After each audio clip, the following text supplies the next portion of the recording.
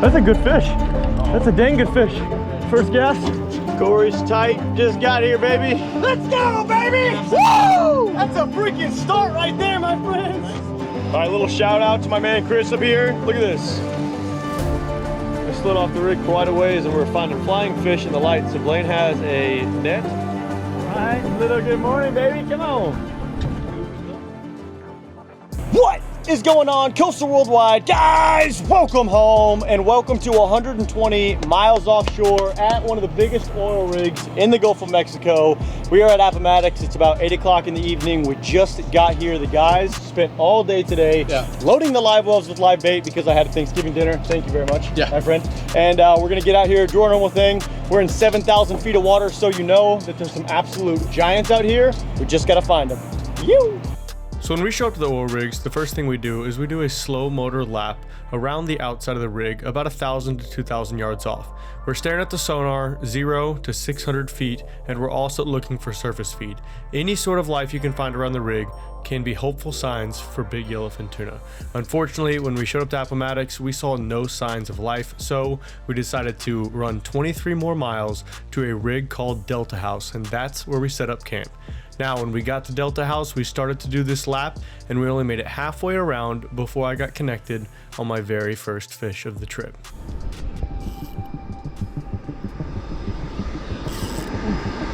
I mean, it's not giant for sure. Ripping 20 pounds of drag.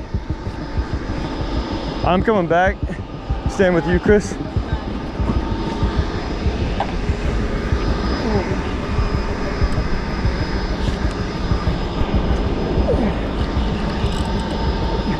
I'm gonna go ahead and get a gaff out.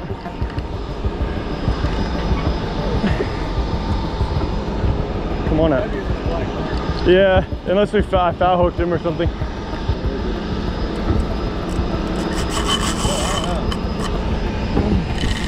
We're underneath the boat. In the boat. You're good.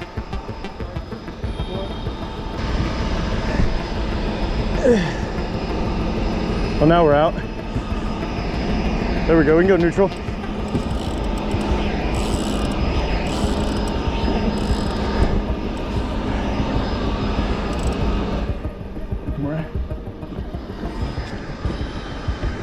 I've got color.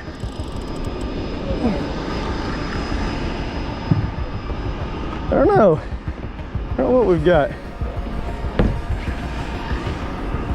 We like to go back to the hip here. Decent.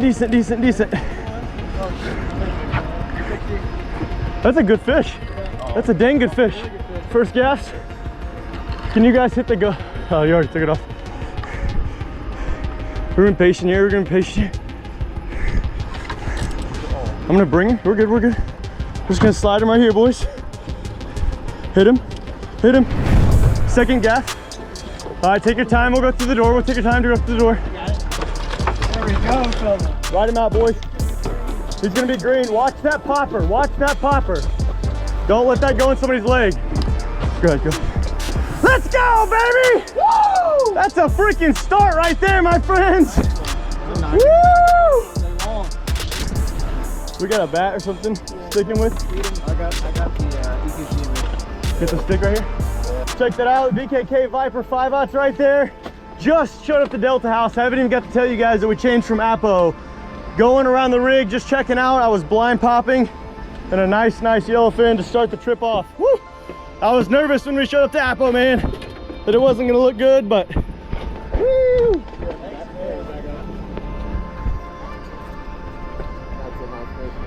That started off nice. First couple minutes of showing up, a nice yellowfin tuna on the popper, and it's exactly what we wanted, baby. It's been a long time, weather's been rough, but whew, feels nice to be tight again on a really nice fish. All right, ladies and gentlemen, so a little bit more settled now. Got some blackfin here. Blaine is sinking a bait on the all nice Makyra 16. Delta House, my friends. I don't think we've ever taken you personally to Delta House, but now we are here. Not on this channel. Not on this channel. Whoop. So we've got a few good marks. Like I said, that first tuna that I got just came on that first, you know, when you get to a rig, you always do a slow circle around the outside, see what you're marking. I just happened to jump up front, be throwing the popper, right spot, right time, and got blew up on by that fish. Got in the boat very quickly, which is nice. So we went to do a live bait set. Now we're sinking some live baits. Not really finding the amount of marks we want right now, but we are seeing some life, definitely different than Appomattox, which is nice. So we're gonna see if we can't get some on the live bait. The guys are popping and jigging up front. So we're just gonna kind of do our thing for a little while and see if we can't put another nice yellowfin in the boat. But this time of year is always nice for big eye tuna. So fingers crossed we can find the golden ticket with that guy. We'll see. All right, little shout out to my man Chris up here. Look at this. A hot meal on this boat. Very nice. Offshore burgers, my friends. Blaine. Review? 10 out of 10. 10 out of 10? Superb. Slap it on.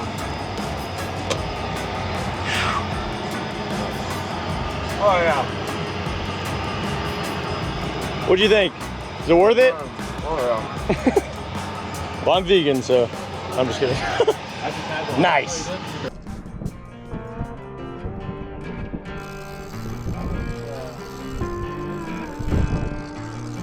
We're gonna gaff out. Yellow. That's a yellowfin, baby. It's a good one, Blaine. Let's go, fellas. We spent about 30-40 minutes Cleaning the boat. moved around a little bit, chunked up a bunch of blackfin tuna, and look at that. Blaine just got a nice yellowfin tuna, real proper. Oh. Nice schoolie yellowfin right there. Slid over to just the regular crew boat over here. And look at bringing that. supplies Good. back and forth between the rigs. And some nice little schoolie yellowfin are hiding up from underneath it. Got Very a little nice. chunk. Always want to make sure you're taking care of these fish so they'll taste really good. Bleed them out, give them a shikijimi and an ikijimi.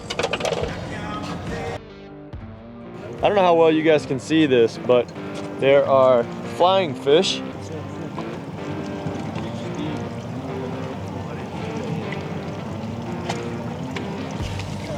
Got him? You gonna put him on here since you're not that far out, Chris? Here, just throw him live if you want. I don't know how well the big ones live on water. That. There's a little one right there. There's a little guy right there. Got him? Oh. Hold on, Blake. Oh, Sorry. slid off the rig quite a ways and we're finding flying fish in the light. So Blaine has a net. Look at all those flying fish.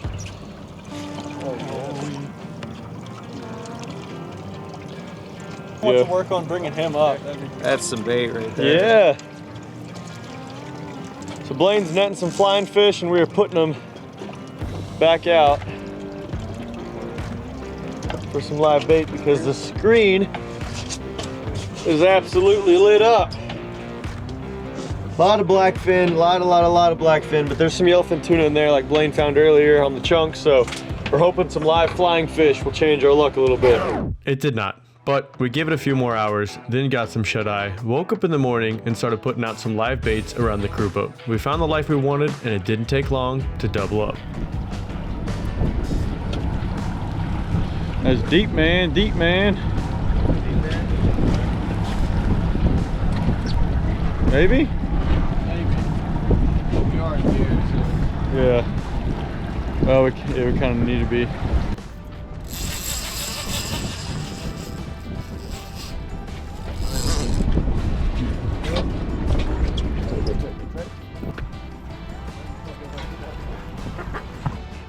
All right, little good morning, baby. Come on.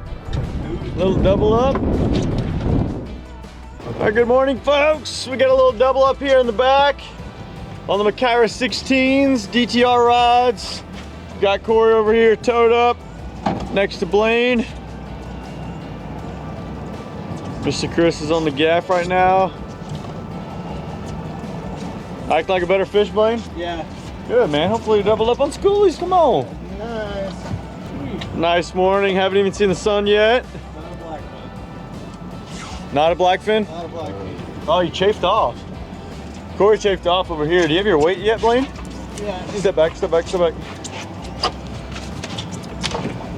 Oh yeah. Just grab and crank. There we go. All right, let's focus on the one fish. Boys, We are fending off the Tuna as we speak. Leader. Like yellowfin. Yep. Ooh, Nice. good shot. All right, fellas. There we go. Look at this. Yeah, Tuna. Not too shabby, not too shabby. A good start to the morning and a little daytime fish to add to the bag.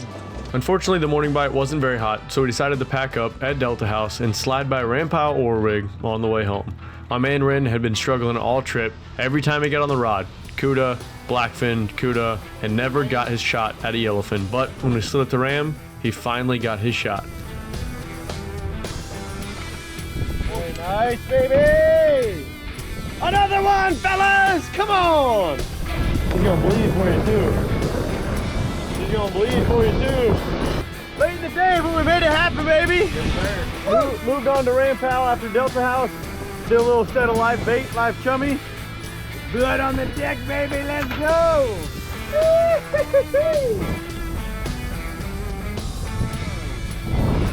Funny, dude. All right, y'all. So we are back on dry land, getting the boat all cleaned up, engines washed out, all that good stuff. But we've got the one big yellowfin that came on the popper here, and we're gonna see how much he weighs. Any guesses? I'm gonna say 90, that's my guess, but can we go up a little more? 81. 81, 82? 82.34. Yeah, nice. Nice little 80-pound fish. Woohoo! Got a couple more nice ones in there too. Yeah, that'll do. Make some nice meat. So we're gonna get this the boat cleaned up here, and we're gonna walk you guys through a little bit on how we like to clean these yellowfin. Nice and neat. How you guys, if you guys go out and catch a yellowfin, you can section them up, clean them really easy. They're a little bit different than most fish, but nothing too complicated. All right, folks. Best for last, the biggest yellowfin tuna that we got on this trip. It is on the Bird of Prey tailgate cleaning table right here. This thing is an absolute giant. As you can see, 80-pound yellowfin, no problem right there. Covering up the whole thing, and we are gonna use it without turning the table over to clean up this nice yellowfin. So I'm gonna show you guys how I like to quarter up and clean a fish this size. So when you guys go out there and replicate what we do, you can clean this thing when you get back home. I will give you a forewarning. I'm no Joe VT. I'm no full-time Venice, Louisiana tuna captain, and I do not clean but maybe 30 of these fish a year. But me and you probably have the same skill level. So if I can teach you, you can do it. You know, maybe the Venice guys are hard to follow. So here we go. I'm gonna take a somewhat of a straight edge here. I've got a serrated knife with me and obviously a knife sharpener. And what I'm gonna do is make kind of my outline of the first loin that I want. So I'm gonna go underneath this pec fin. They're kind of tough. These fish are super neat. Everything is super streamlined with them. When I lay this pec fin down, as you can see, it goes right along this vertical line here. There's a fin up here that completely tucks in. I mean, these fish are built for speed, aerodynamics. As I can see when I let this fin go, it completely tucks flat. This part is really hard. We'll get that in a second. So, first cut. I'm gonna go right underneath this pec fin. This is what I like to do. I know there's 100 different ways you can do it, 100 different ways to skin a cat. I'm gonna try to make that first cut.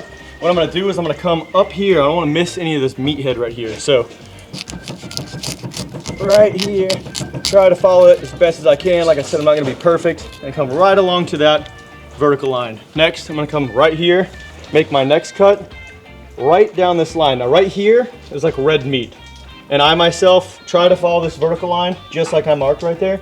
I'm gonna do one this side, and when I go for the bottom side, I'm gonna do just below it. Hopefully cutting out all that red meat and making it easy for the next person to not have to cut too much red meat off this fish. So I'm gonna go down.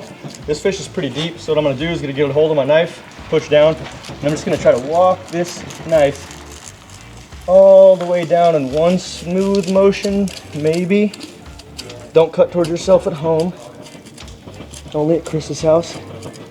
And make one cut. So now you can see I've got this top loin kind of sectioned off. I've obviously got one more cut to make. Well, two more cuts technically. We'll clean that one up here in a second. And I'm gonna make one cut all the way along this backbone. Right here is where our serrated knife's gonna come in. It's really tough right here. So I'm gonna take this knife, make a little cut. I'm trying to find the sharpest knife that we had. And really all I'm gonna do is walk my outline. I'm not really worried about going deep into that loin right now.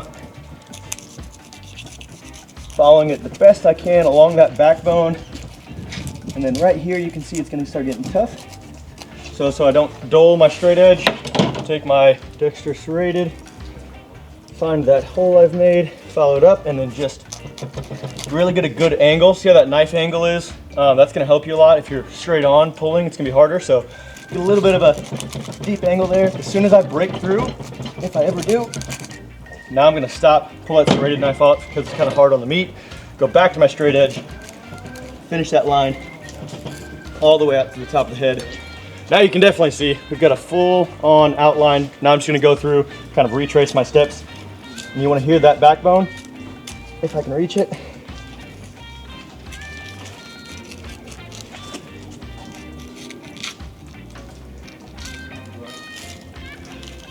And if you're kind of like me, you're not the best at cleaning fish, but you feel confident in your abilities, always just take your time. You ain't gotta be the fastest guy at the cleaning table. There is no competitions here. And really, we just wanna make sure that we take care of these fish. So now I should be pretty good here. I'm gonna retrace my steps, make sure, and if I can get this first part open right here, if I can get that up, that's gonna allow me to just kind of trace along that backbone right there, and everything should start to come up. And I'm just gonna go underneath here, really cut, really make sure we're not missing any steps here. This side gets a little deep. These loins are heavy.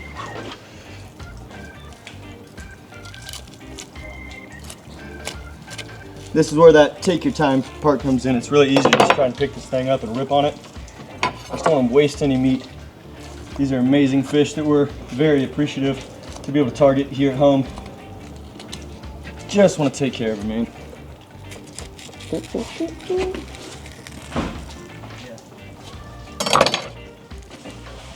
Maybe. Right there. Oh, don't get in a rush. Got one more cut.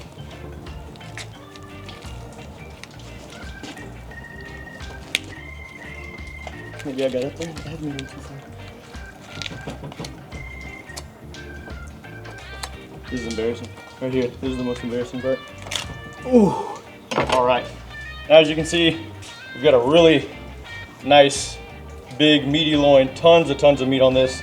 Left a little bit of that red meat on there. We'll trim that up when we get the skin off here in a second. A little bit of like bone and cartilage and stuff you don't want, but that's okay. We've got a nice loin.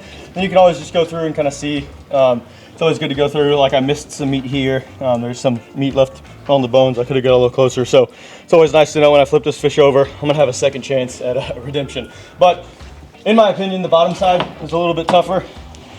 Like I said, some guys may not agree with me, but this one always makes me a little bit nervous because you got a belly cavity right here. So what I try to do is you've got their little private parts right here. I'm gonna go from this and try to almost draw in my mind a straight line. All this, guts, belly meat, not that great. You can't eat it, it's definitely good. Andrew from the ETG Federation showed us what you can do with some tuna belly meat. Very fatty, very good stuff. But to just get this bottom loin, or this bottom part off, I'm gonna make that first cut here. I'm gonna trace my bottom.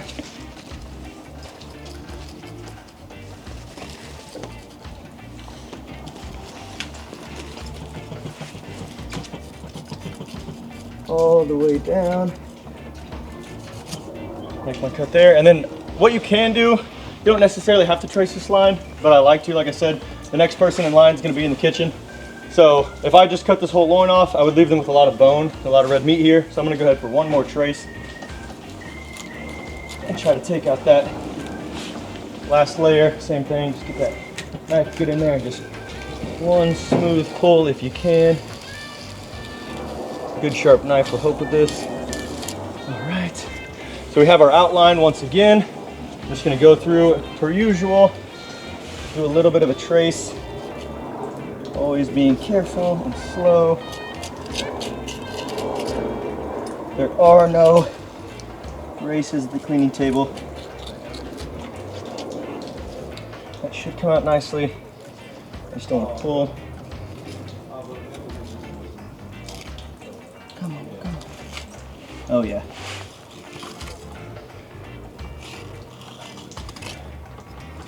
Try to get up there as much as possible. And that meat should just slide off once again. And there's your bottom section there. Like I said, a little bit of red meat. Not too bad. On the front, you're gonna have a little bit of this like, I don't know, stuff that isn't good.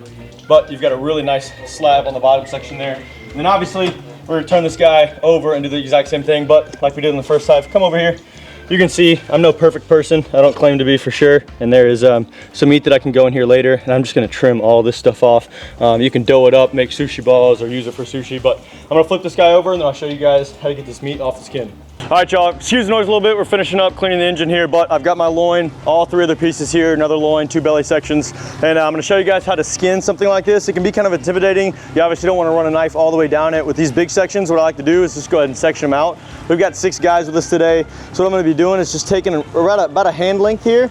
And I'm just gonna go down, take one, being careful not to push too hard to go through the skin. I'm gonna go with another nice little chunk, another, and I'm just gonna kind of go down.